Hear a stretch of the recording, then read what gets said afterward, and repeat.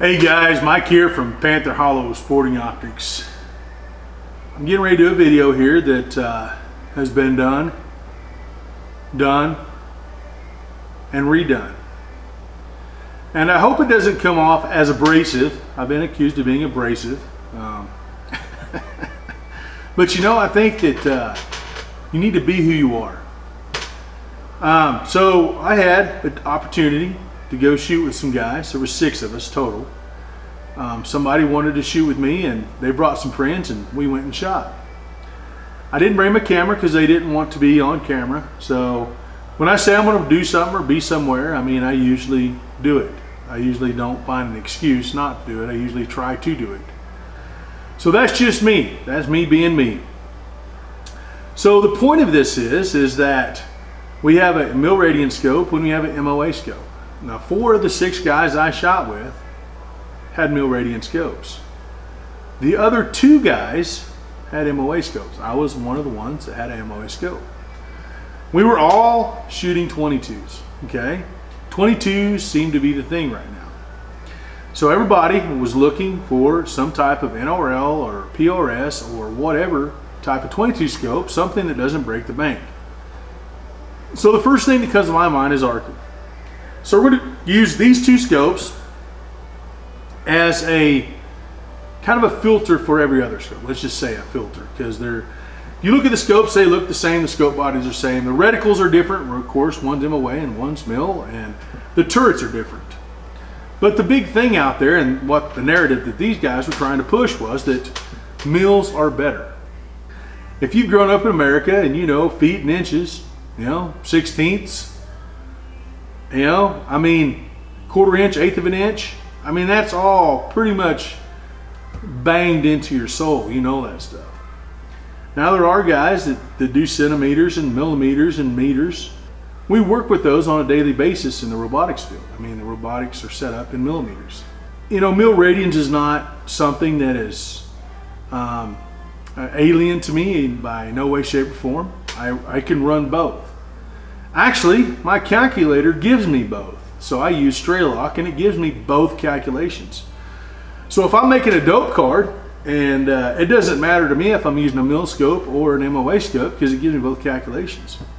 What does matter though is when you're on the range and you're translating to another shooter that may be using an MOA scope where the other shooters are using a mil scope, and they translate the miss in mils. A 1/10 this or a 1/10 that. That's great. But why wouldn't you translate it in a half target or a 1/4 target or a full target? High, right, low, left, whatever it is. That to me would seem like a better translation.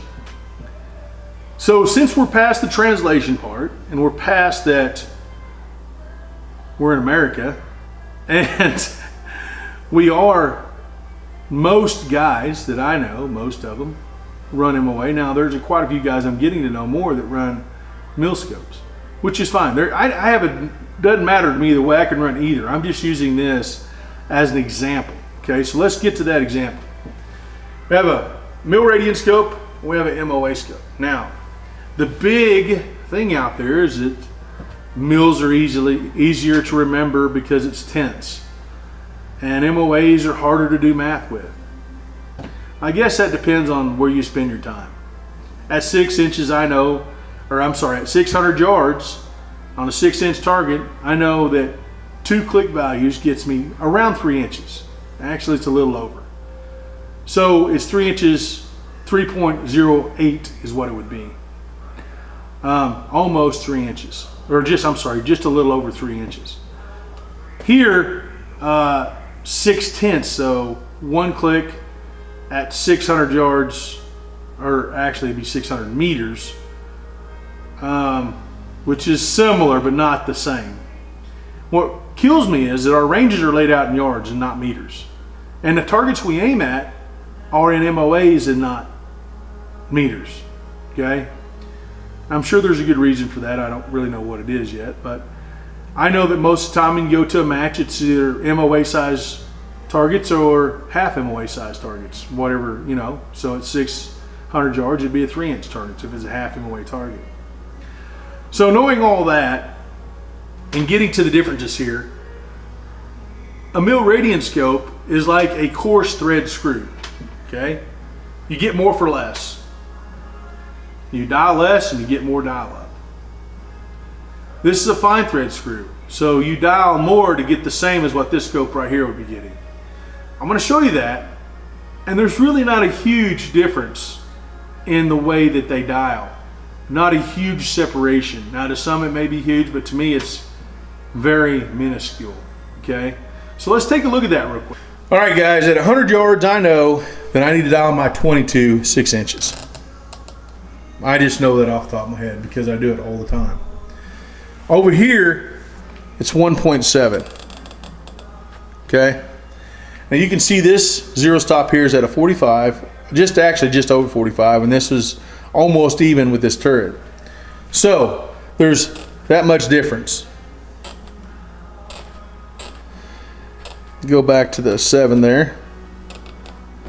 I mean, there's not a huge difference there to 100 yards. Now 200 yards, which I believe is 24 point something. Let me check that on my ballistic calculator here.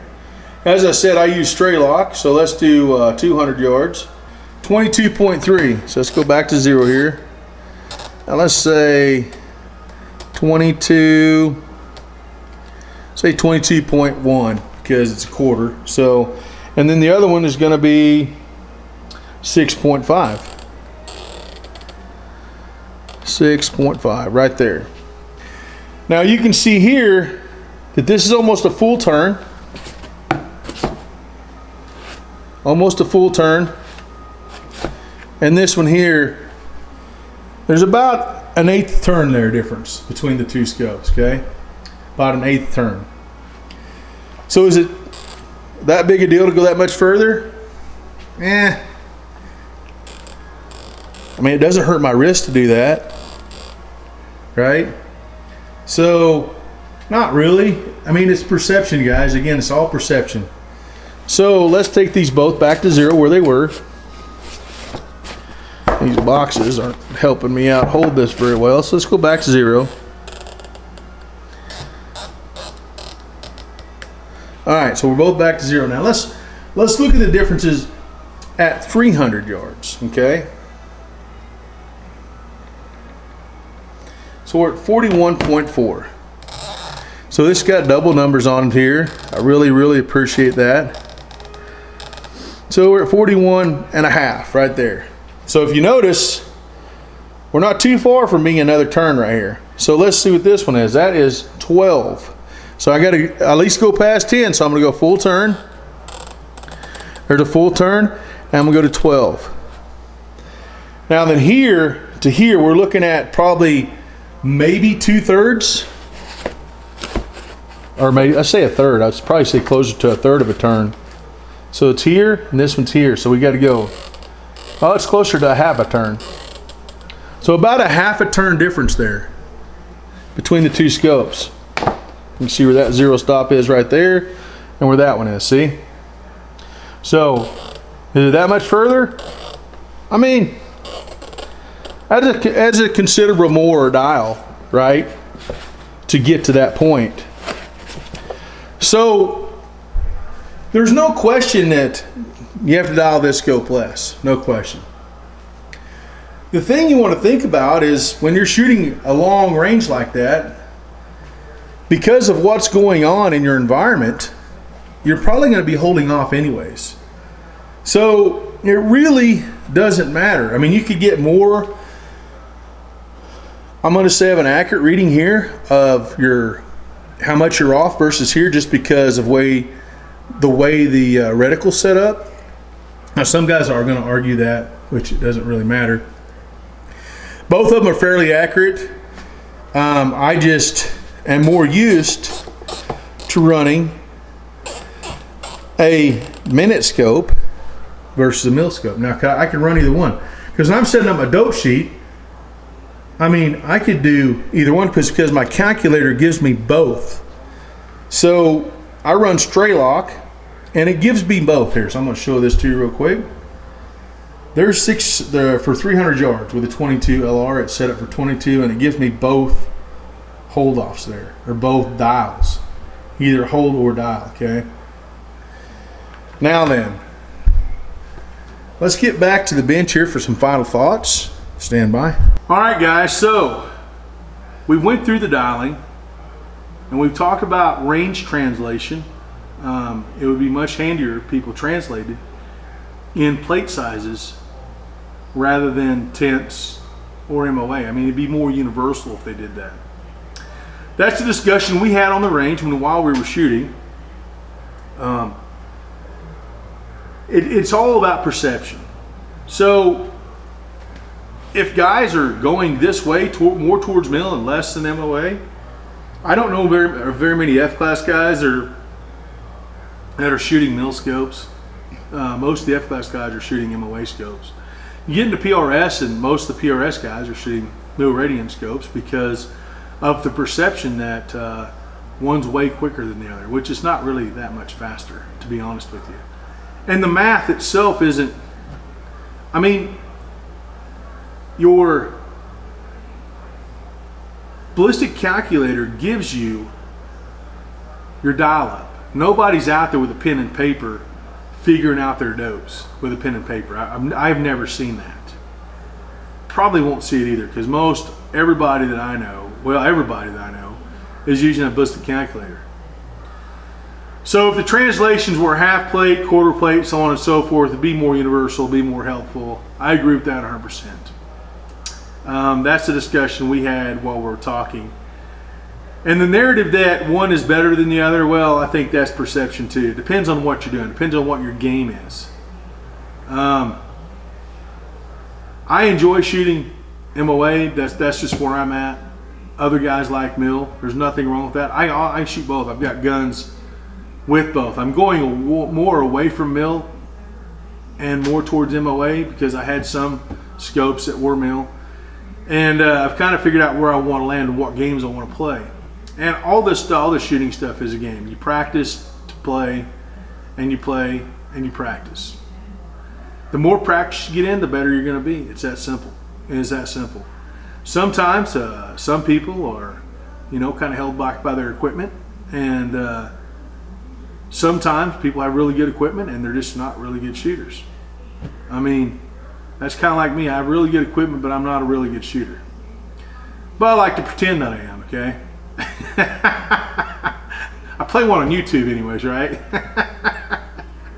Anyways, I hope this helps some of you guys out. I hope you guys that shot with me the other day see where I'm coming from. I told you guys I was going to do this video. I also told you guys that when I make a promise to be somewhere, I do it. I don't find an excuse not to go. I try my best to stay with my word and do what I agreed that I would do. Okay? So anyways, guys, I appreciate you watching, and always, don't forget to like, share, subscribe. I say that every time, and I hope you are liking it. I hope you are subscribing. I do these videos for you guys. I mean, I don't do it because I like to sit here and talk in front of a camera. It's a little over 100 degrees in the shop today. I did not turn the air conditioner on last night. Wish I would have, I'm telling you. Guys, we'll see you in the next video.